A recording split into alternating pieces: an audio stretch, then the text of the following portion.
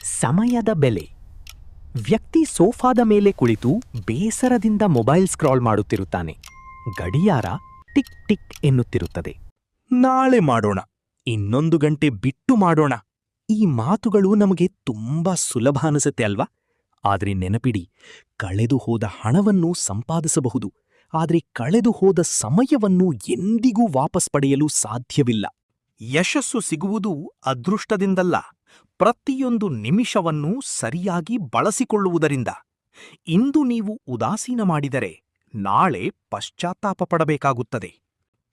ವ್ಯಕ್ತಿ ಹಠಾತ್ತಾಗಿ phone ಪಕ್ಕಕ್ಕಿಟ್ಟು dairy ಮತ್ತು pen ಹಿಡಿದು ತನ್ನ ಕೆಲಸದ ಪಟ್ಟಿಯನ್ನು ಬರೆಯಲು ಶುರು ಮಾಡ್ತಾನೆ.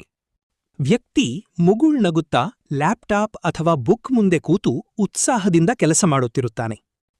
ಸೋಮಾರಿತನವನ್ನ ಇಂದೇ ಬಿಟ್ಟು ಬಿಡಿ. ಸಣ್ಣ ಹೆಜ್ಜೆಯಾದ್ರೂ ಪರವಾಗಿಲ್ಲ, ನಿಮ್ಮ ಕನಸಿನ ಕಡೆಗೆ ಇಂದೇ ಕೆಲಸ ಆರಂಭಿಸಿ. ಯೋಚನೆ ಮಾಡುವುದನ್ನು ನಿಲ್ಲಿಸಿ ಕೆಲಸ ಶುರು ಮಾಡಿ. All the best.